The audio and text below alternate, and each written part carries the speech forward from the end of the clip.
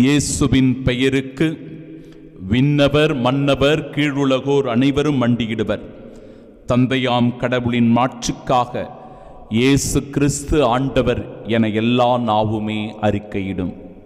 நம் ஆண்டவராகிய இயேசு கிறிஸ்துவின் அன்பும் அருளும் அமைதியும் மகிழ்ச்சியும் உங்கள் அனைவரோடும் என்றும் இருப்பதாக.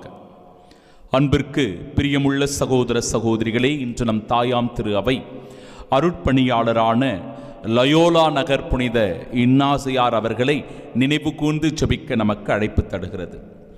1491 ஆண்டு ஸ்பெயின் தேசத்தில் பிறந்தவர்தான் புனித லயோலா இன்னாசியார். இளமை முதலே அவருக்கு மிகுந்த ஆர்வமும் துடிப்பும் இருந்தது. அதன் பேரில்தான் அவர் ஒரு போர் வீரனாக தன்னை நிரூபித்து கொண்டு தன்னுடைய வாழ்க்கை பயணத்தை தொடங்குகிறார்.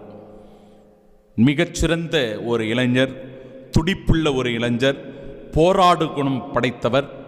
அதன் அடிப்படையில் ஒரு போர் வீரராக 1521 அந்த காலகட்டங்களில் செயலாற்றி கொண்டிருந்த தருணத்தில் பாம்பலோனா என்கிற இடத்தில் அவர் மிகுந்த காயமுறுகிறார். அந்த போரிலே அவருக்கு காயம் ஏற்படுகிறது. காயத்தினால் மிகுந்த அவதி உற்று வேதனைப்படுகிற அவரை அந்த பாசறைக்கு அழைத்து சென்று மருத்துவ முகாமில் வைத்து அவருக்கு மருத்துவ உதவிகளை செய்கிறார்கள். அவர் ஓய்வெடுத்துக் கொண்டிருந்த அந்த தருணத்தில் புனிதர்களுடைய புத்தகங்கள் அவருக்கு வாசிப்பதற்கு கிடைக்கிறது. அந்த வாய்ப்பை பயன்படுத்தி புனிதர்களுடைய வாழ்க்கை வரலாற்றை அவர் படிக்கும்போது அவருக்குள் எழுந்த அந்த ஆன்மீக எழுச்சி, அவருக்குள் இருந்த அந்த ஆன்மீக தாகம் தன்னுடைய வாழ்க்கை பாதையையே மாற்றிவிட்டது. ஒரு இராணுவ வீரனாக, போர் வீரனாக பணியாற்றி கொண்டிருந்தவர், ஆர்வத்தோடு துடிப்போடு செயலாற்றி கொண்டிருந்தவருடைய வாழ்க்கை பயணம் முற்றிலுமாக மாறுகிறது. ஆண்டவருடைய இராணுவ வீரனாக, இயேசுவினுடைய படை தளபதியாக இவர் மாறிவிடுகிறார். தன்னுடைய பாதையை மாற்றிக்கொண்டு ஆன்மீக பாதையில் பயணிக்க ஆசைப்படுகிறார். அதிலும் குறிப்பாக புனித பிரான்சிஸ் அசிசியாருடைய வாழ்க்கையும் அவருடைய தத்துவங்களும் அவருடைய படிப்பினைகளையும் இவருக்கு வெகுவாக பாதிப்பை ஏற்படுத்துகிறது.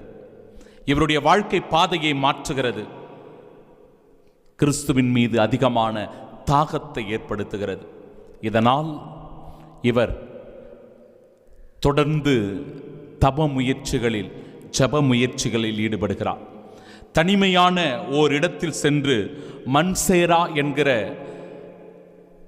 அந்த குகைக்குள் 7 மணி நேரம் தொடர்ந்து கடவுளோடு அந்த ஜபத்தில் ஈடுபட்டிருக்கிறார். அன்பிற்குரியவர்களே, இந்த ஆன்மீக தேடல்தான், இந்த ஆன்மீக பயணம்தான் அவரை கிறிஸ்துவுக்குள் மேன்மேலும் அதிகமான ஈடுபாடை கொள்ளச் செய்தது. தன்னை முழுவதுமாக கிறிஸ்துவுக்கு அர்ப்பணித்துக் கொண்டு ஒரு நல்ல குருவாக பணியாற்ற தொடங்குகிறார். அவருடைய பணி வாழ்வினால் அநேகம் பேர் ஈர்க்கப்படுகிறார்கள். குறிப்பாக அவருடைய முயற்சிகள் அனைத்திலும் கடவுள் அவருக்கு வெற்றியை தருகிறார். ஆன்மாக்களை தேடிச் செல்லுகிற அந்த பயணத்தில், மறுமலர்ச்சி பாதையில் பயணிக்கிற அவருடைய பயணத்தில் பல கத்தோலிக்க திரு அவையில் மாற்றங்களை கொண்டு வருகிறார், மறுமலர்ச்சியை தருகிறார். அதன் அடிப்படையில் பலரை கிறிஸ்துவின் பால் ஈர்க்கிறவராக இவர் மாறுகிறார். அன்பிற்குரியவர்களே, இந்த கிறிஸ்துவின் பாதையில் பயணிக்கின்ற புனித லயோலா இன்னாசியார் ஒரு மிக பெரும் சபையாகிய சேசு சபையை நிறுவுகிறார். இன்றைக்கு உலகம் முழுவதும் இந்த சேசு சபை பரவி இருக்கிறது. அவர்களுடைய கல்வி பணி, சமூக பணி, இறைப்பணி இந்த உலக அளவிலே கொண்டாடப்படக்கூடிய பணியாக அமைந்திருக்கிறது.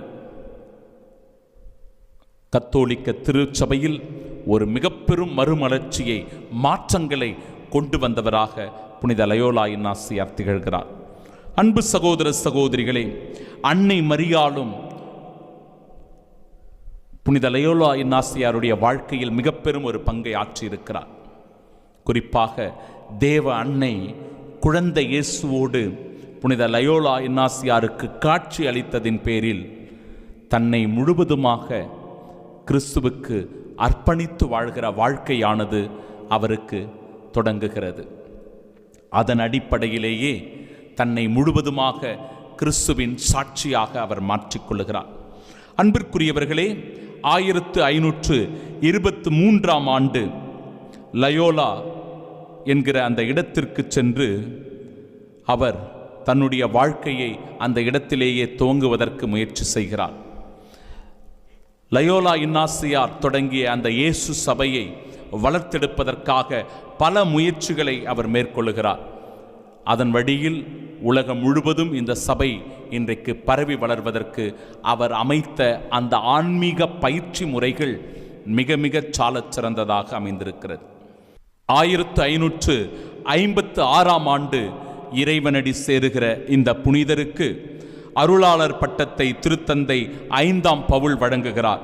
அதன் பிறகு 1609ஆம் ஆண்டு புனிதர் பட்டத்தை திருத்தந்தை 15ஆம் கிரகோரியார் இவருக்கு வழங்குகிறார். அன்பிற்கு பிரியமானவர்களே, இப்படிப்பட்ட ஆன்மீக வாழ்வில் தன்னை முழுமையாக ஈடுபடுத்தி கொண்டு வாழ்ந்த புனித லயோலா இன்னாசியார் 1556இல் இறைவனடி சேருகிறார். திருத்தந்தை 5ஆம் பவுல் அவர்கள் இவருக்கு அருளாளர் பட்டமும் அதன் பிறகு புனிதர் பட்டம் திருத்தந்தை 15ஆம் கிரகோரியா அவர்களால் 1622ஆம் ஆண்டில் வழங்கப்படுகிறது. பிரியமானவர்களே, இவர் வாழ்ந்த அந்த ஆன்மீக வாழ்க்கையை இன்றைக்கு இந்த உலகம் முழுவதும் இருக்கிற சேசு சபையினர் எடுத்துக்கொண்டு போய் சேர்த்து கொண்டிருக்கிறார்கள். பலர் இந்த ஆன்மீக பயிற்சியில் அதிகமான ஈடுபாடும் அக்கறையும் காட்டுகிறார்கள். அதுபோலவே அவர் நிறுவிய சேசு சபையினால் இன்றைக்கு இந்த உலகம் கல்வி அறிவில் வளர்ந்திருக்கிறது. சமூக பணி அவர்களுடைய முக்கியமான ஒரு பணியாக மேற்கொள்ளப்பட்டு சமூகத்தில் பல மாற்றங்கள் ஏற்படுவதற்கு அது ஒரு காரணமாக இருந்திருக்கிறது. அவர்களுடைய இறை பணியினால் கிறிஸ்து பல நாடுகளுக்கு எடுத்துக்கொண்டு செல்லப்பட்டிருக்கிறார். அன்பு சகோதர சகோதரிகளே, இப்படிப்பட்ட சேசு சபையை நிறுவிய புனித லயோலா இன்னாசியாரை நினைவு கூறுகிற இந்த நாளில் நாமும் நம்முடைய வாழ்க்கையை சீர்தூக்கி பார்க்க வேண்டும். நம்முடைய வாழ்க்கையை ஆன்மீக பயணத்தில் பயணிப்பதற்கான முயற்சிகளை மேற்கொள்ள வேண்டும்.